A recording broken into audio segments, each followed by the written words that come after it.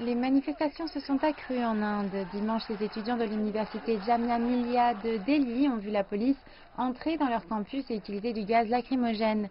Après la confrontation sur le campus, des étudiants ont été détenus au commissariat central de Delhi et leurs camarades ont demandé leur libération. Selon la police, ces bus ont été brûlés par les manifestants, mais les étudiants ont une version différente. Les étudiants de Jamia n'ont jamais mis le feu au bus.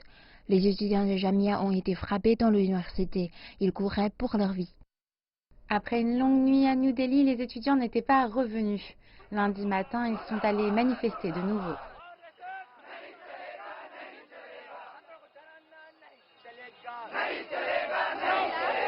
Un jour après que les étudiants de Jamia Millia aient eu affaire aux forces de police et ont été témoins de la répression et de la force utilisée contre eux, ils sont dehors pour protester à nouveau.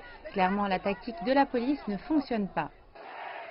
Un grand nombre d'étudiants qui sont sortis pour manifester contre la modification de la loi et du registre national des citoyens proposé obtiennent maintenant le soutien de la société civile.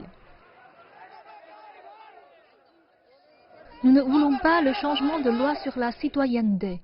Nous ne voulons pas le registre national des citoyens d'Inde. C'est aussi simple que ça. Nous sommes aussi pacifiques que nous pouvons l'être.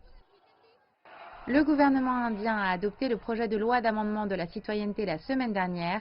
Le nouvel amendement dit que toutes les minorités persécutées au Bangladesh, au Sri Lanka, en Afghanistan, qui sont arrivées en Inde avant décembre 2014, sont admissibles pour la citoyenneté, à l'exception des musulmans. Les critiques disent que cette mesure va à l'encontre de la constitution indienne et qu'il s'agit d'une discrimination flagrante.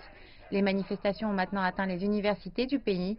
Plus de 50% de la population indienne a moins de 25 ans. Le gouvernement ne peut donc pas se permettre de continuer à ignorer les étudiants.